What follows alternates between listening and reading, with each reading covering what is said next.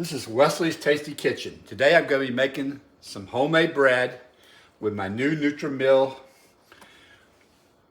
machine that I just received and unboxed last night. Been looking forward to this mainly for bread making. Owned a KitchenAid for many years. I don't know, probably 20 years plus.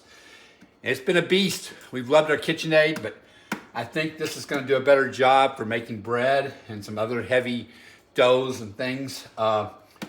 It's getting great reviews along with the Bosch. It's kind of like the baby Bosch, but it's really pretty good capacity. You can't quite make as big a batches as you can in the Bosch, but I don't need to make 8 loaves of bread. I mean, 4 is plenty for us. And this will definitely handle 4 loaves, but I'm not gonna be making that big a batch today. Probably just making one big batch of bread today. So stay tuned with me.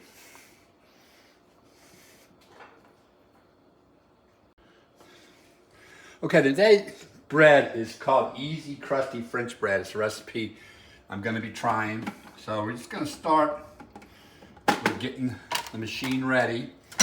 And I'll start by just kind of taking out the whisk and the accessories here.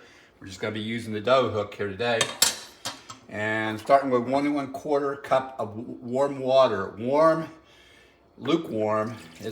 I just checked it with my instant thermometer. It's 99 degrees. It's just right out of my tap. It can get hotter than that, but that's where I want it to be. We're kind of between 95 and 110, so that'll work. And then we're going to go ahead and activate the yeast. We're going to use basically we're going to do 2 teaspoons of I'm trying to find my teaspoon here. 2 1/4 teaspoons of Active Dry Yeast. You can also use rapid yeast, but it will be cut down to like 1 1/2. Not quite as much. There we go. So that was 2 1/4 of Active Dry Yeast. I'm going to use 1 teaspoon of honey here, using a different measuring spoon. I think I'm just going to kind of eyeball this. Get it a little more, it's okay. Be a little sweeter bread. All right. That was probably about between a teaspoon and maybe a teaspoon and a half. So not a lot, but maybe a little more than the recipe called for.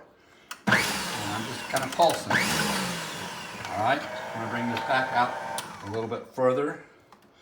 So hopefully you can see it. I'm gonna move it to a position where you can see it in the bowl as I mix.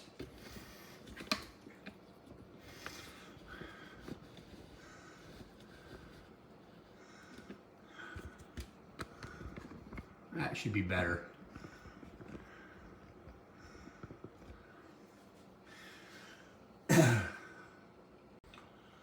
Okay, we're going to now start adding the flour.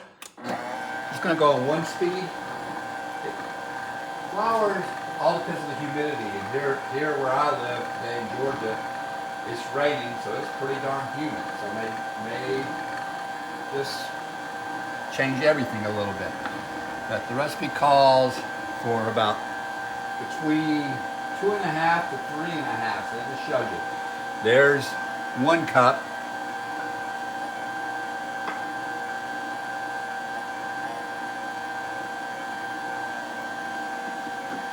Comes cup number 2.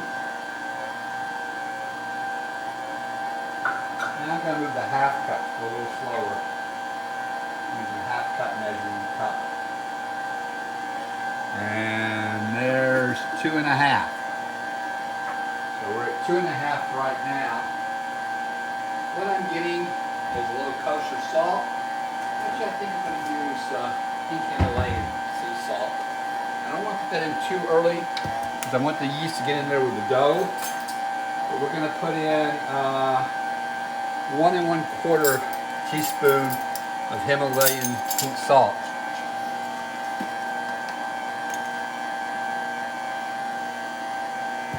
Kind of slowly.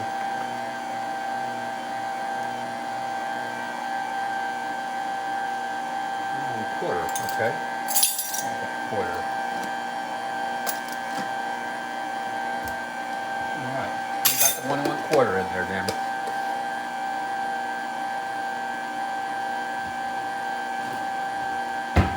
Continue to mix.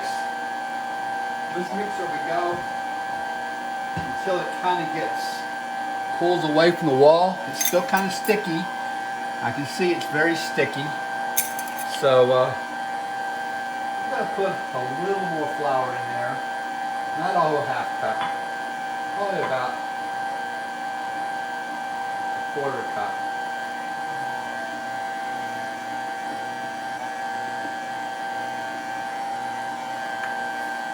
I'm going to take the shield off just so you can see better. And you can see how it's kind of pulling away from the sides now. That's good. Still a little sticky. I may get my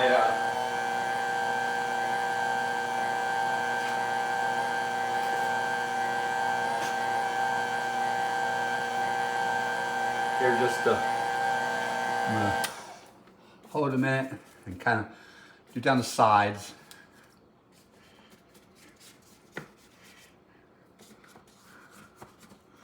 There is an optional item you can buy that'll scrape the sides. It doesn't come standard with machine, but it's no big deal for me. I'm used to doing that with my KitchenAid too. I didn't have that option with my KitchenAid. Knock down some of the flour that's on the hook, okay? It's a very sticky dough right now. I think a little bit more flour, just a little more.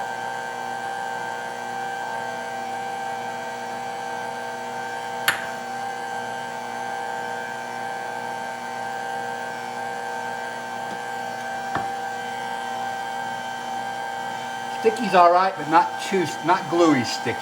It's pulling off the sides nice, which is good. Okay, we're making a good bread dough now. It's doing the kneading action. We're gonna let it rest for about 5 minutes, and then we're gonna really let it knead for a good 5 minutes. Okay, we just finished our first rise for an hour. Ooh, pretty sticky, sticking to my towel a little bit here. It rose more than I thought it would. I'll put some of this out there. I can use some of this dough. I'll just get it off the towel, but I can on my fingers, even though it's pretty sticky. Okay, I maybe shouldn't have done this one. There we go. It's coming out pretty good. That's good. We're gonna have to dust it good here. And dust my bowl again, because I'm gonna use this bowl again for my second rise.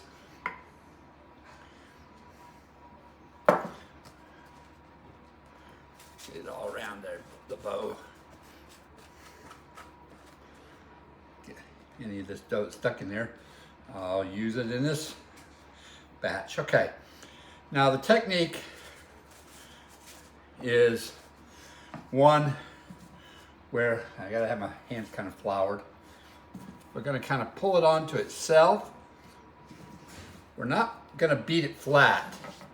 We're gonna leave some of the air in there on this particular bread.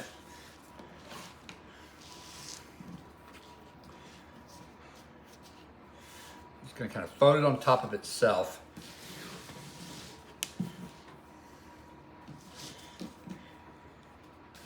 As you can see.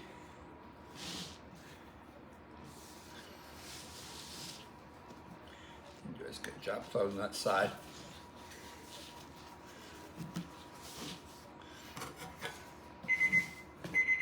Oops, I got to turn this off. Give me a minute. That was my timer. I knew it was time to ding and okay.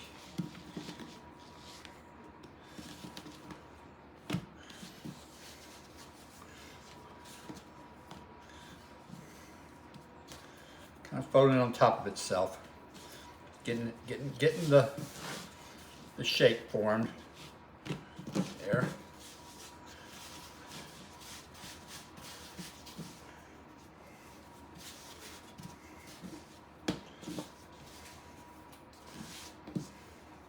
Not got this technique down perfect. Just gonna try to work with it a little bit until we get the shape better. Just keep folding it on top of itself. Stretch and fold. There we go. Seams can be down. Now I'm gonna flip it over. Now I want to get it shaped. Kind of pull it towards me as I shape it.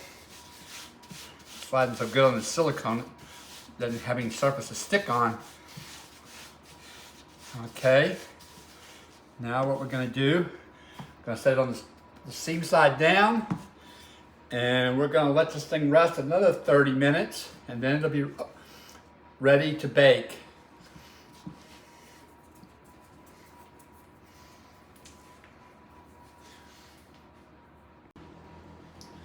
Okay, our 30-minute second rise is finished. What I've done is I preheated my oven 450 during the second rise, and I heat up this Dutch oven with the lid on. For the first 30 minutes, we'll be putting the bread in here, seam side up this time, covering it and cooking it at 450 in the Dutch oven. Then we'll remove the lid. In the last 10 to 15 minutes, it'll cook uncovered just to help let it brown. So now we finished our second rise, and I put down a piece of parchment paper this time just to help me transfer this to the Dutch oven, which is very hot, and it came out very cleanly. And what we're going to do is we're just going to transfer this right in here into the hot Dutch oven.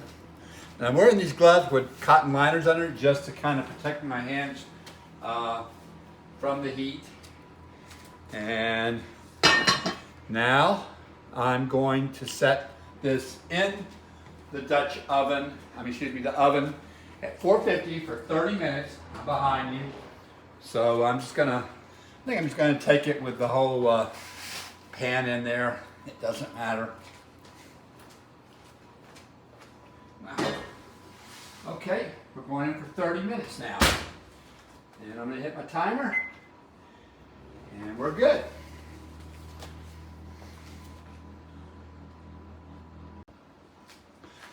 Okay, our bread just came out of the oven.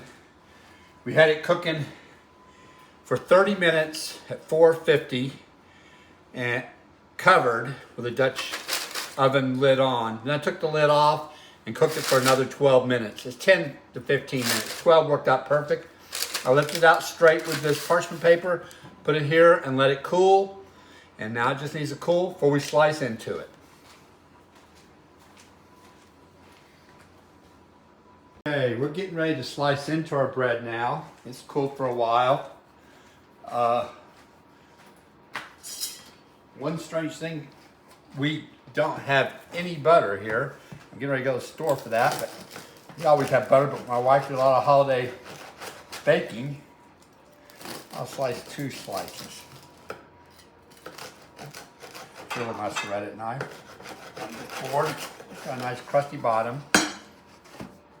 And it looks really, really good and tasty. What I'm gonna do is I've got a little brie cheese here. I'm gonna put on it. Get a butter knife. I'm actually gonna put it on that. I like crust, so I'm gonna put it on that end piece of crust because I like crust. It's really good. Very good bread. Excellent. Much better than anything you buy.